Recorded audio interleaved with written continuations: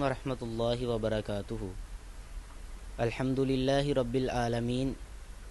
والصلاة والسلام علی سید الانبیاء والمرسلین، اما بعد۔ محترم سامعین، امیر المومنین سیدنا امیر معاویہ رضی اللہ تعالیٰ عنہ رسول اللہ صلی اللہ علیہ وسلم کے جلیل القدر صحابہ میں سے ہیں۔ آپ کاتب وحی رسول اللہ صلی اللہ علیہ وسلم کے سسرالی رشتہ دار ہیں۔ امیر معاویہ رضی اللہ تعالیٰ عنہ کی فضیلت نہ صرف تاریخی واقعات سے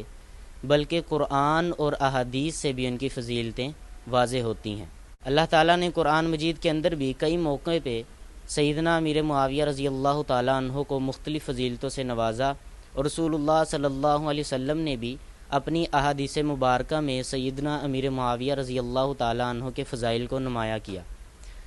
تو سب سے پہلے ہم قرآن مجید میں سے ان فضائل کا ذکر کرتے ہیں جو اللہ تعالیٰ نے امیر معاویہ رضی اللہ تعالیٰ عنہ کو عطا کیے۔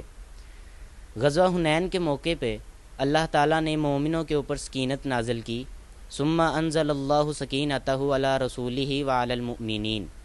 کہ اللہ تعالیٰ نے اپنے رسول اور مومنوں کے اوپر سکینت کو نازل کیا۔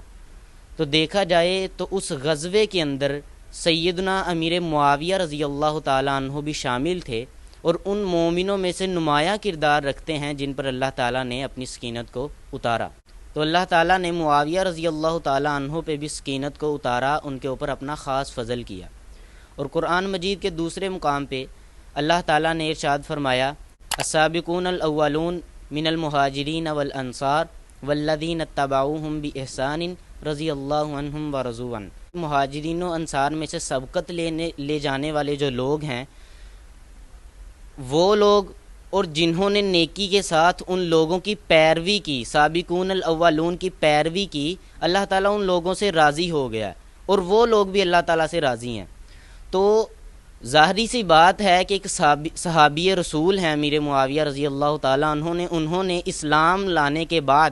نیکیاں کی اور سابقون الاولون کے بتائے ہوئے طریقے پہ چلے، ان کی اتباع کی، ان کی پیروی کی، تو اللہ تعالیٰ نے ان سے اپنی رضامندی کا اعلان کر دیا۔ تو ہمارے نزدیک اس سے بڑی اور کوئی سعادت ہو ہی نہیں سکتی، اور کوئی عظمت ہو ہی نہیں سکتی کہ اللہ تعالیٰ کسی شخص سے اپنی رضامندی کا اعلان کر دیں۔ اس سے بڑی اور کوئی فضیلت ہو ہی نہیں سکتی۔ تو یہ قرآن مجید کے اندر اللہ تعالیٰ نے معاویہ رضی اللہ تعالیٰ عنہ کے فضائل کو نمایاں کیا، اور بھی کئی موقعوں پہ ان کے فضائل نمایاں ہیں۔ تو اب حدیث کی طرف چلتے ہیں کہ حدیث میں رسول اللہ صلی اللہ علیہ وسلم نے معاویہ رضی اللہ تعالیٰ عنہ کے فضائل کو کس طرح بیان کیا۔ قرآن کے مقابلے میں حدیث کے اندر معاویہ رضی اللہ تعالیٰ عنہ کے فضائل زیادہ ہیں۔ رسول اللہ صلی اللہ علیہ وسلم نے اسلامی لشکر کے بارے میں جو فضیلت بتائی تھی، حرام رضی اللہ تعالیٰ عنہ بیان کرتی ہیں، رسول اللہ صلی اللہ علیہ وسلم نے فرمایا کہ سب سے پہلا جو اسلامی لشکر سمندر کی سطح پہ کافروں سے ٹکرائے گا، اسلام کی خاطر جہاد کرے گا، اللہ تعالیٰ نے اس لشکر کے اوپر اپنی جنت کو واجب کر دیا۔ تو تاریخ اس بات کی گواہ ہے کہ سب سے پہلا جو اسلامی لشکر سمندر کی تہوں کے اوپر لڑا گیا تھا، کافروں کے ساتھ ٹکرائے تھے مسلمان، اس لشکر کے امیر، اس لشکر کے سپہ سالار امیر معاویہ رضی اللہ تعالیٰ عنہ ہیں۔ تو اس حدیث کے مطابق امیر معاویہ رضی اللہ تعالیٰ عنہ کے اوپر اللہ تعالیٰ کی جنت واجب ہوتی ہے، کیونکہ انہوں نے سب سے پہلا جہاد سمندر کی سطح پہ کیا تھا آپ علیہ السلام کی پیشین گوئی کے مطابق۔ پھر اس کے بعد رسول اللہ صلی اللہ علیہ وسلم نے ان کے اور بھی فضائل کو نمایاں کرتے ہوئے فرمایا، اللہم اجعلہ ہادیا مہدیا واہدہ بہ، اے اللہ تم معاویہ کو ہدایت دینے والا،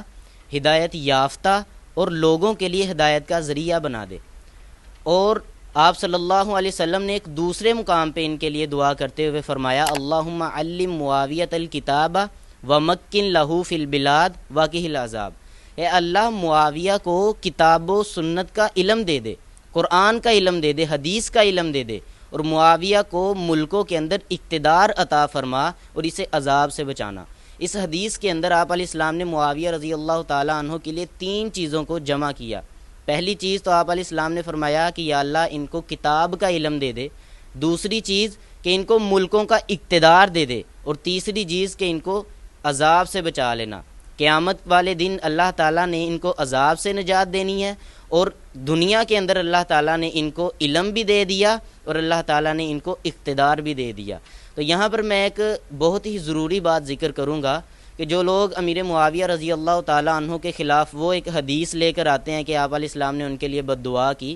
جو کہ ان کے دعوے کے مطابق صحیح ثابت نہیں ہے، اس کو لے کر وہ لوگ اچھلتے ہیں، ان کے خلاف آتے ہیں، لوگوں کو ان کے خلاف ابھارتے ہیں کہ کیا ان لوگوں کو معاویہ رضی اللہ تعالیٰ عنہ کے حق میں یہ دعائیں نہیں نظر آتی جو آپ علیہ السلام نے ان کے لیے بہت ہی عظیم دعائیں کی؟ تو آپ علیہ السلام نے ان کو اس قدر فضیلت سے نوازا۔ پھر اس کے بعد رسول اللہ صلی اللہ علیہ وسلم نے فرمایا دین کا آغاز نبوت اور رحمت سے ہوگا، پھر اس کے بعد خلافت اور رحمت ہوگی، پھر اس کے بعد بادشاہت اور رحمت ہوگی۔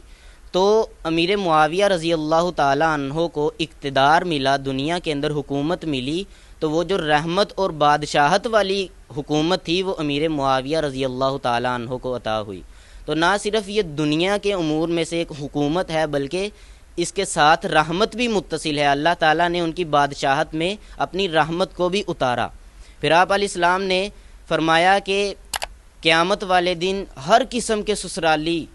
اور نسبی رشتے ختم ہو جائیں گے، نسب والے اور سسرالی رشتے تمام ختم ہو جائیں گے، لیکن میرا نسبی رشتہ اور میرا سسرالی رشتے قائم رہیں گے۔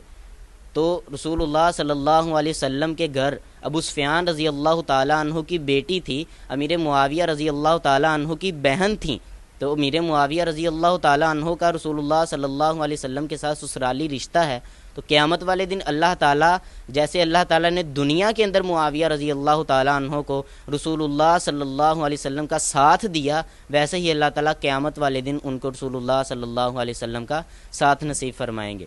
پھر آپ صلی اللہ علیہ وسلم نے فرمایا کہ میرا دین 12 خلفاء تک قائم دائم رہے گا۔